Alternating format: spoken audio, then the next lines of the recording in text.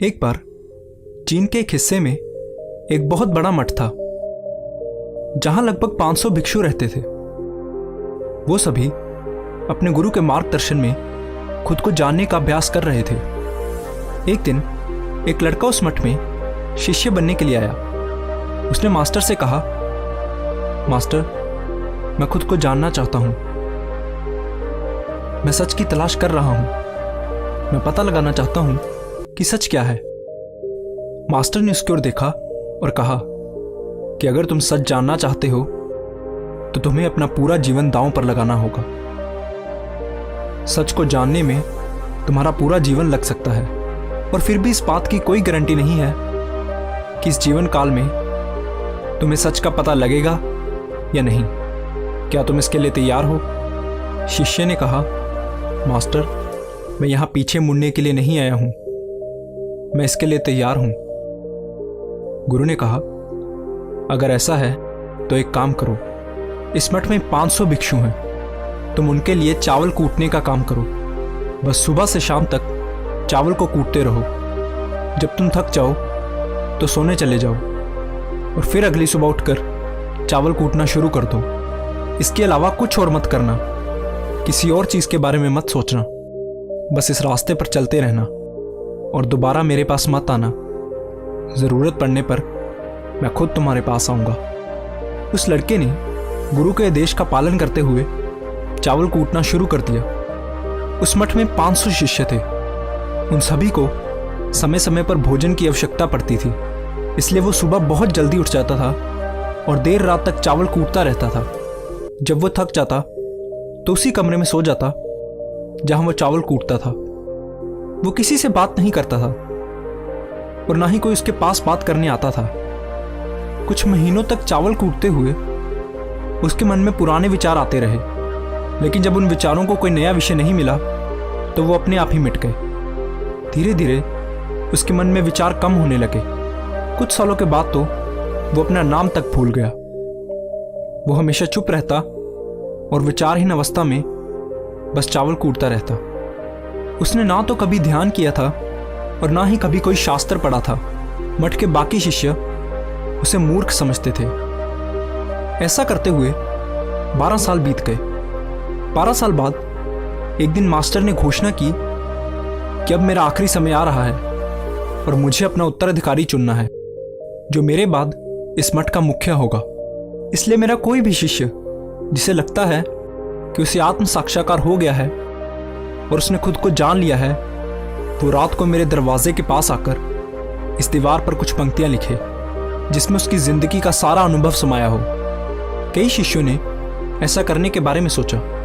मठ के प्रमुख शिष्यों में से एक ने वहां जाकर कुछ पंक्तियां लिखी। उसे बौद्ध धर्म ग्रंथों का बहुत ज्ञान था। सभी शिष्यों को लगता था कि वो इस मठ का उत्तराधिकारी बन सकता है। उसने लिखा था कि मन एक दर्पण की तरह है जिस पर विचारों और इच्छाओं की धूल जमा हो जाती है।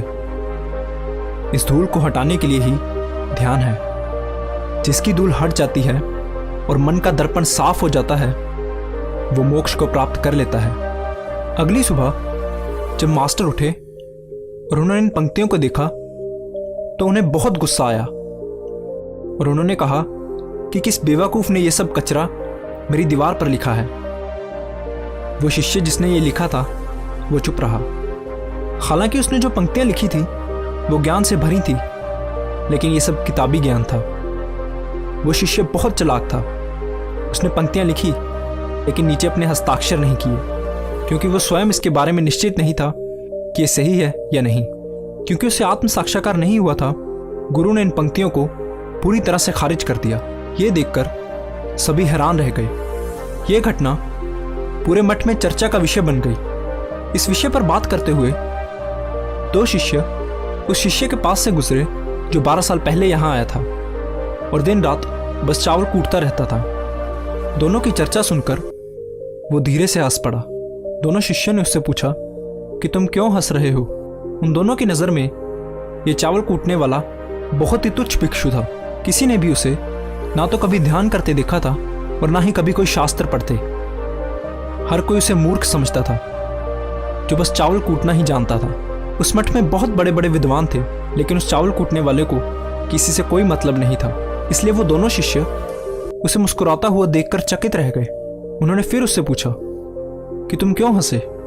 उसने जवाब दिया, मैं इसलिए हंसा क्योंकि मास्टर सही बोल रहे हैं, ये सभी पंक्तियां कचरा हैं, इन पंक्तियों का कोई मूल्य नहीं है। वो दोनों शिष्य चौंक गए। उन्होंने उससे पूछा कि क्या तुम कुछ ऐसी पंक्तियां लिख सकते हो जो इससे बेहतर हो? चावल पीसने वाले ने जवाब दिया, नहीं, क्योंकि मैं अनपढ़ हूं, लेकिन हाँ, मैं कुछ पंक्तियां कह सकता हूं, और अगर तुम उन पंक्तियों को लिख सकते हो तो मैं तुम्हारे साथ जाने के लिए तैयार हूं। उन दोनों शिष्यों ने कहा, ठीक है। वो मास्टर के कमरे के पास गए और चावल कूटने वाले ने कुछ पंक्तियां बोली और दूसरे शिष्य ने उसे दीवार पर लिख दिया और उन पंक्तियों के नीचे लिख दिया, चावल कूटने वाला। उन्हें लगा कि मास्टर इस पर भी गुस्सा करेंगे।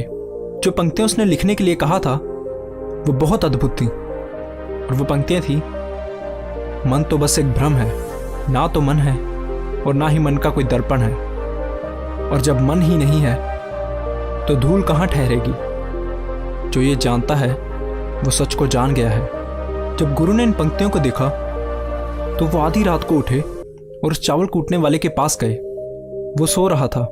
मास्टर ने उसे जगाया और कहा कि ये लो, मेरी छड़ी और मेरे वस्त्र ले लो, आज से तुम मेरे उत्तराधिकारी हो, लेकिन अभी इस मठ को छोड़कर दूर चले जाओ, क्योंकि इस मठ में बहुत सारे विद्वान हैं जो खुद को तुमसे श्रेष्ठ मानते हैं। वो तुम्हें मार देंगे, क्योंकि वो इस बात को बर्दाश्त नहीं कर सकते कि एक साधारण सा चावल कूटने वाला उनसे ज़्यादा विद्वान निकला।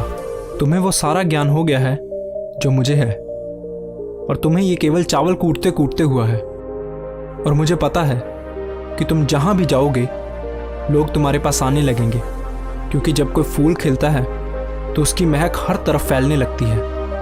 उसने अपने गुरु के पैर छुए और रात को ही वहां से चला गया। अगर हम अपनी जिंदगी में देखें तो पाएंगे कि बहुत से लोग सोचते हैं कि ध्यान केवल एक जगह बैठकर आंखें बंद कर कर ही किया जा सकता है, लेकिन हकीकत में ऐसा नहीं है। ध्यान तो चलते चलते भी किया जा सकता है, या अपना कुछ काम करते हुए भी ध्यान किया जा सकता है। असल में ध्यान का मतलब यह है कि आप जो भी काम कर रहे हैं उसे इतनी शिद्दत से करें कि आपको अपने शरीर का ख्याल भी ना रहे। बिल्कुल उस चावल पीसने वाले की तरह, जो चावल कूटने में इतना मगन हो गया कि उसे खुद का कुछ ख्याल ही नहीं रहा। चावल कूटते हुए ही उसने आत्म साक्षात्कार प्राप्त कर लिया। इसी तरह ज़ेन का अर्थ है हर समय वर्तमान में रहना और कुछ नहीं सोचना, क्योंकि मन तब तक ही है जब तक विचार है। जब विचार नहीं रहेंगे तो मन भी गायब हो जाएगा, और जब मन ही नहीं रहेगा तभी केवल तुम अपने आप को अच्छे से जान पाओगे। असल में हमें अपने वास्तविक स्वरूप को जानने के लिए कोई अन्य